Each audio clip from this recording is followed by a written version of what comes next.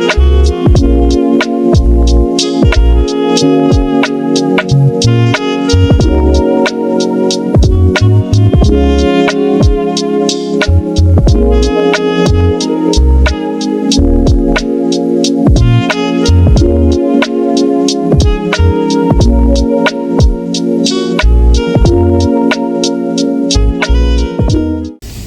up mga kamak bro? So, good morning, good evening, and good afternoon saan man tayong part ng ating daigdig. So, this is my second vlog for the year of 2024 dito sa Brisbane, Australia. So, yeah, balik tayo sa ating mga topic. So, yung last na vlog ko days ago yung topic na to is para sa mga nangangarap na safety officer, safety engineer, safety manager dyan sa Pilipinas. I have a good news for you. Honestly, dito sa Australia, konti lang ang health and safety professional dito. Kasi not really sure, pero walang masyadong hindi sila katulad sa Pilipinas or sa Middle East na kahit papaano talagang maraming gusto mag-train, gusto sumubok ng profession ng health and safety. Dito more on skilled. Yung mga Aussie, mga local, not pretty sure they're into business din kasi. So I honestly saying is tayong mga Pilipino or kahit ibang lahi, pag meron kang experience, let's say 5 years experience, pasok ka dito. And I'm not just talking to the people na they finished college, they are licensed engineer. So actually, basta health and safety ka dito sa Australia, basta meron kang health and safety na experience, pwede ka mag-apply dito. Marami akong kakilala. Actually, meron na akong mga 5 kakilala rito.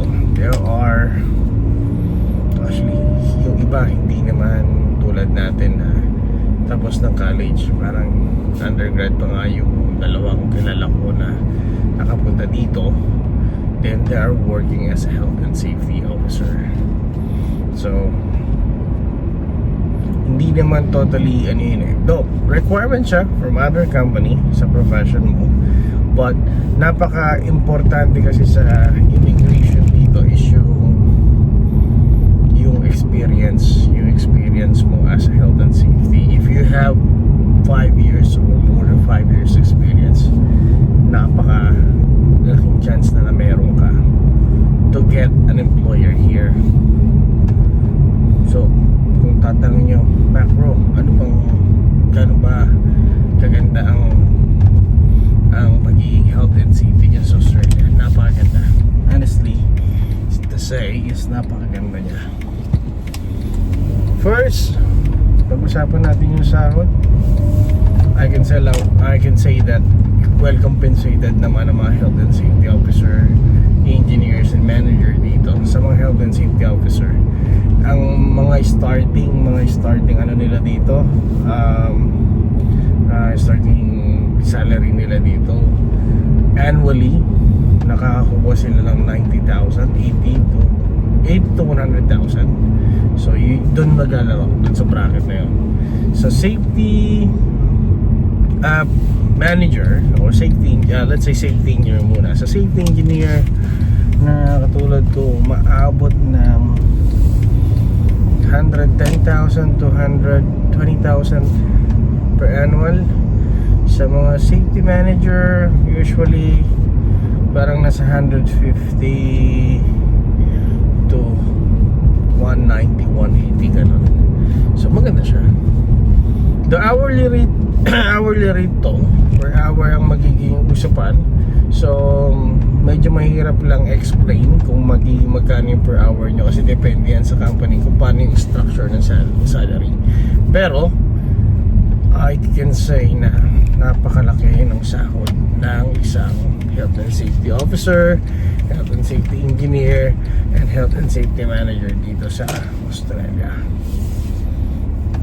Siyempre, alam ko naman next tanong nyo, Matt bro, what is the requirements para pumasok kami dyan? So, ang requirements dito, like what I told you, like what I'm saying, is just an experience. Talagang proven experience. So, which is advantage na kung meron kayong advantage lang pero not necessary. Meron kayong NEBOSH, meron kayong IOSH, may mga international training kayo when it comes sa health and safety. Though, yung pinasa ko kasi, merong NEBOSH, merong IOSH, may OSHA pa, meron akong BOSH and COSH sa Pilipinas, then some other training, mayroon din kasi akong mga project management training. So, medyo marami akong pinasa. Pero, ang tinitingnan ng immigration para maging eligible ka is yung health and safety training mo. So, hindi naman sila totally nagbabase kung saan mo nakuha yung training. Kung nakuha mo sa US, nakuha mo sa Middle East, nakuha mo sa Pilipinas, it doesn't matter. Kasi, ang kagandahan doon, ang pinaka-importante sa kanila is yung ano mo, yung experience mo. If you have at least 5 years experience, that's good na. So, syempre, dito sa mga safety, mga kaibigan nating safety officer na nasa Pilipinas, so, some of them is hindi pinalad o hindi nabigyan ng pagkakataon na tapos yung college nila for some reason. So, dito, kahit undergrad ka, as per dun sa nakausap ko, and as per dun sa nakausap ko, kasi yung dalawang kausap ko na health and safety din dito na naging kaibigan natin, naging contact natin, parang naka 2 years lang sila sa naka 2 years lang sila sa college, then hindi naman naging hadlang yun for them to be hired dito sa Australia. So parang yun daw yung minimum requirements, at least naka 2 years ka sa college mo, that's enough. Sorry, medyo yung boses ko. So ganun lang naman yung mga dapat nating i-anticipate if you guys would like to work in Australia. So hindi siya ganun kahigpit.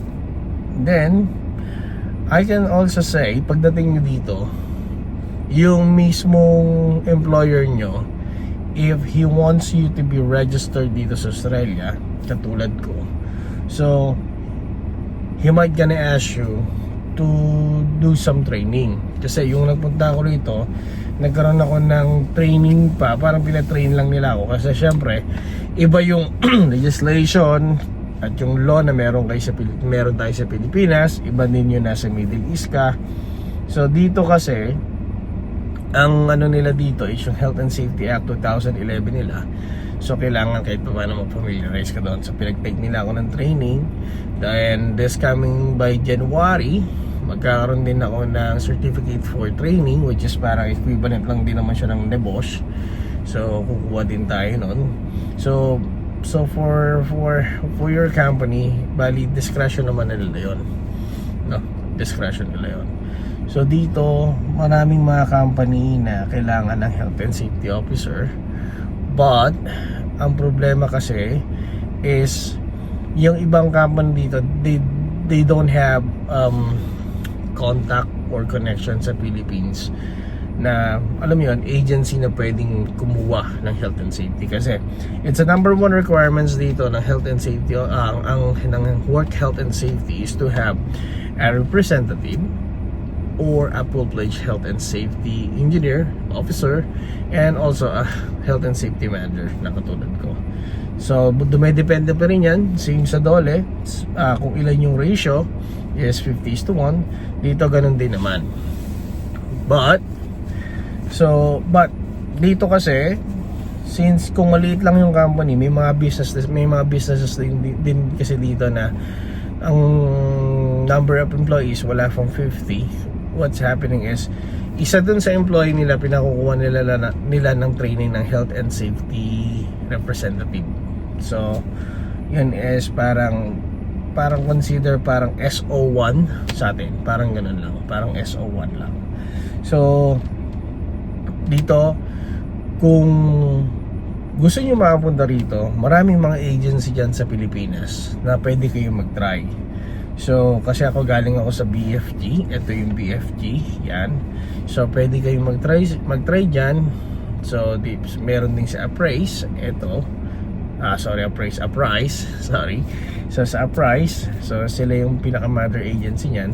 So syempre, with them, I can assure you na legit talaga yung agency. Then maraming agency dyan sa Pilipinas na pwede nyong applyan. Papuntang Australia, papuntang New Zealand, papuntang Canada, marami. Pero syempre, medyo dikdikan lang yung labanan kasi sa taas ng competition, you need to stand out. So for you to be able to stand out, pwede tayo mag-review before sumabak sa interview, pwede tayo mag-refresh kahit pa paano mga training. So if you are targeting construction dito, if you are targeting industrial, so actually napakaraming company dito that they will still needing a health and safety officer, health and safety engineer and manager. So depende yun sa, tulad na sinabi ko, depende yun sa dami ng tao nila. So yun lang mga ka-safety, mga ka-macbro. So siguro pagbalik ko ng January, bibigyan ko kayo ng mas magagandang details on how are we going to penetrate Australia using our profession. So baka makahanap din tayo ng mga tulong, magkaroon tayo ng mga connection na mga company na there will be still needing a health and safety officer, health and safety engineer, and health and safety manager. So stay tuned lang kayo sa channel ko. Then syempre, isa lang naman ang ating goal is hindi naman para iwanan ng Pilipinas, pero syempre lahat naman mga Pilipino na nasa Pilipinas ngayon, they would like to at least makakuha ng ganitong opportunity. And hindi ako madamot sa ganon if ever merong mga company na makakausap ko that they will be needing this, they will be needing a health and safety personnel, I will gonna let you know. Just stay tuned sa aking channel. Siyempre may magiging mga announcement tayo sa mga susunod na vlogs. So if ever meron tayo may mga tanong, mag-comment lang kayo below. Then don't forget to follow and subscribe sa aking channel. Yun lang mga macbro. See you and God bless everyone. Bye.